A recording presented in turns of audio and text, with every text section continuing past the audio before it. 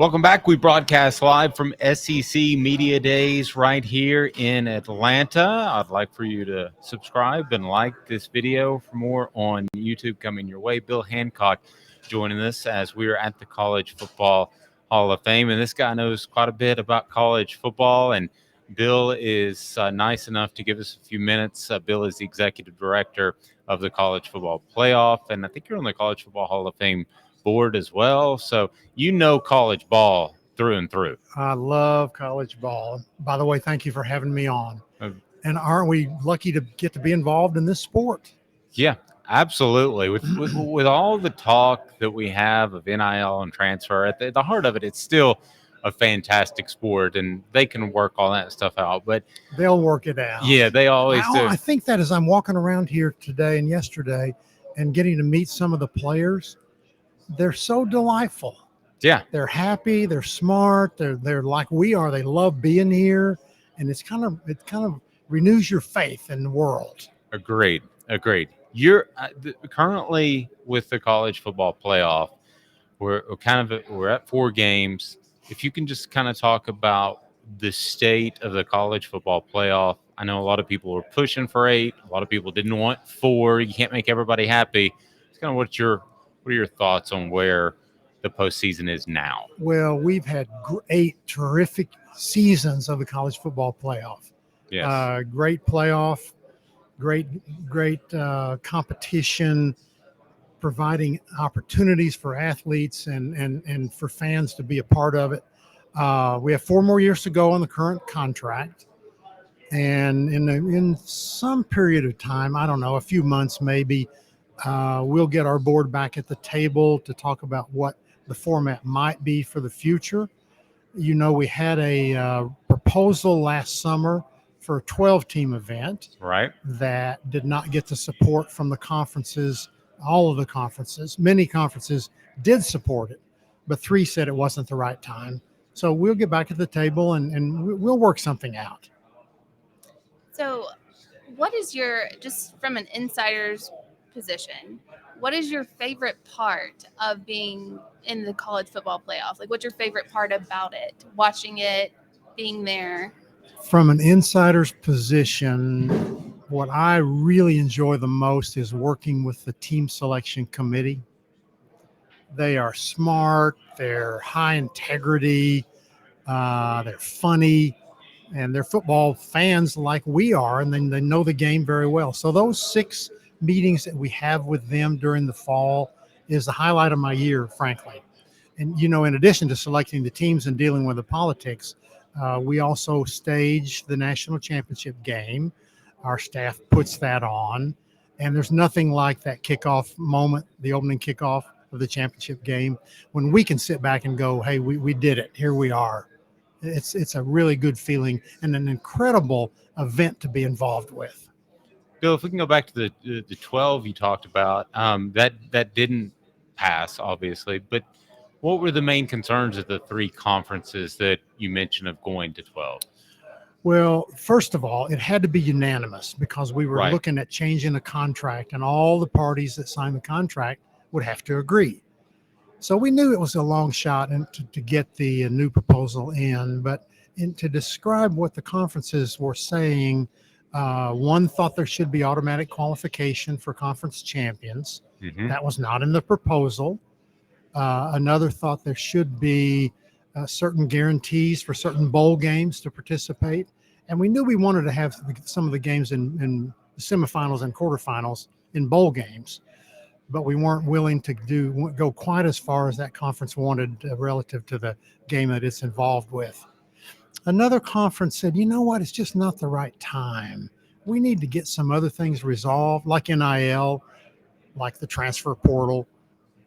And the other group just said, you know what, if we wait forever to get those things resolved, we're not going to have the playoff that we want.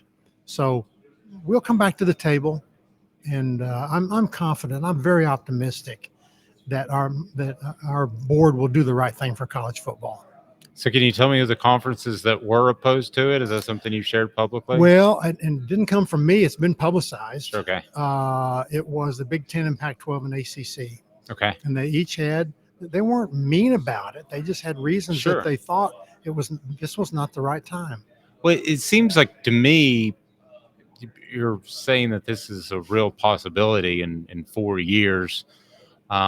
Am I wrong on that? I mean, if you had to make a bet, if we bet $1 right now, would you bet that we have more teams than 4 in 4 years? Well, I don't bet. First of all, Okay, it was I just don't- that's I why I don't- picked It's $1. against my Bill. religion to bet. Okay. My frugality is my religion. Yeah. But I'll answer it this way: hearing the commissioners and the university presidents talk in the room, my sense is they all want a bigger field.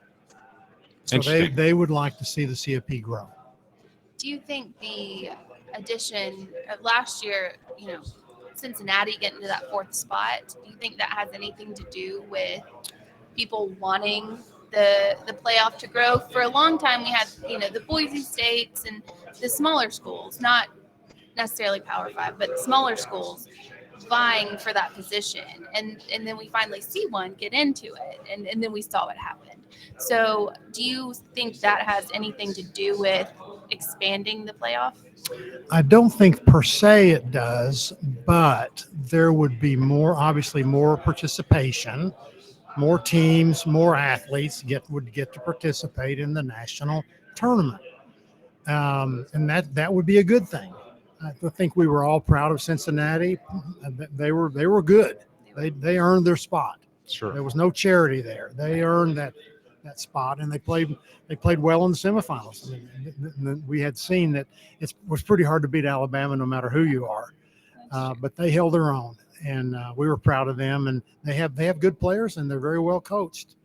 So I think in the new proposal, there were the best 6 conference champions would have been in the playoff.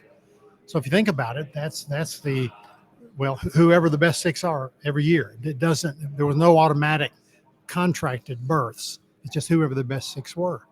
So last year, clearly Cincinnati would have been in there. Sure. Well, I wonder how concerned the playoff committee and the whole playoff group might be with the lopsided games that Amanda referred to. We have had some of those, and it appears like that first week is just kind of anticlimactic because of the games, and they've been lopsided. What's your take on that? Remember when the Super Bowl was criticized For being lopsided, because yeah. of lopsided, and they haven't had a lopsided game in a while. Sure. And there's nothing you can do as an event manager to control the quality of the games. It hasn't been that long ago since we had that great Georgia-Oklahoma Rose Bowl game, semifinal game. But there's nothing that any event manager like me can ever do about the competitiveness of the games. When I was director of the Final Four, I did that for 16 years. We had some dud games. We had some games that were not competitive, even national championship games. It just kind of goes in cycles. You learn not to worry about that. Right. I could take a lesson or two from Bill as far as yeah. worrying about stuff. Sorry, man. Go ahead. You definitely could. So if the playoff did expand, a lot of people are concerned about regular season. How would that affect regular season? Would the bowl games go away? Do you have any insight to what that would look like? We've spent a long time studying that, and our conclusion was that November will mean more in an expanded playoff because more teams have a chance and they're playing for a playoff berth. Now in November, a lot of teams are playing for a bowl spot. They want to kind of move up the bowl ladder.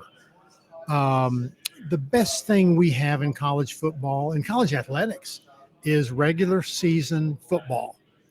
Nothing draws people to universities, athletics departments like regular season football does. So we have to be really careful not to hurt regular season ball.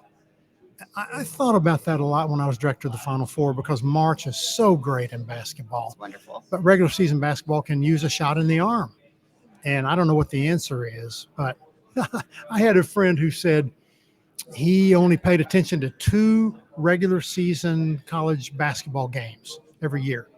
And I said, he said, I love March, but I only pay attention to 2. And I said, what are the 2? He goes, Duke, Carolina, and Carolina, Duke. Yeah. Yep. So I have a friend like that myself. I had a feeling that's where it was going to go. Yeah, 2 games, Duke, Carolina, Carolina, Duke. But we have to maintain our regular season strength. We have to maintain the importance of September. What are we, 8 weeks away or fewer from the start of the season? Yeah, fewer. And we have to maintain the importance of those games. So is there some master switch when you go from 4 to 8 or 4 to 12, like in an office somewhere, you just flip it and it just, boom, just everything changes? Or is it a little more work than that? It might be a little more work, although I would like to have that switch. It'd be a nice switch. Yeah. Yeah. Good stuff. A lot of people talk about 4 to 12 being a big leap. Like, why wouldn't you make an interim step? Yeah. And we talked about a lot of different formats when the committee was putting its recommendation together: 6, 8, 12, 16. And we just kept coming back to 12 as a way of getting the right balance between at-large spots and spots for conference champions.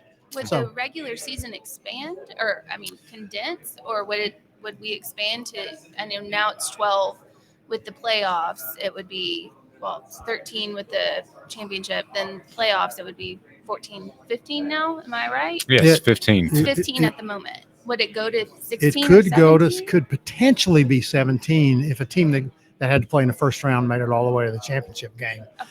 But we know AD wants to give up a regular season home game. They're too important. And the conference championship games are tied to the conference television contracts. So no conference really wants to give up its championship game. So the working group did not look at game dates. We've looked at them a lot since then, but would probably be looking at sometime starting third week of December. And so extending the season a little bit later into January. Wow. Interesting. Bill Hancock, the executive director of the College Football Playoff, we appreciate your time. Thank you very much, Bill. It's always a pleasure. And have a fantastic rest of the week. Well, this has been fun. Thank you for having me on. And don't worry. Thank you, Phil. I'm trying not to stress. This is a presentation of Off the Hook Sports.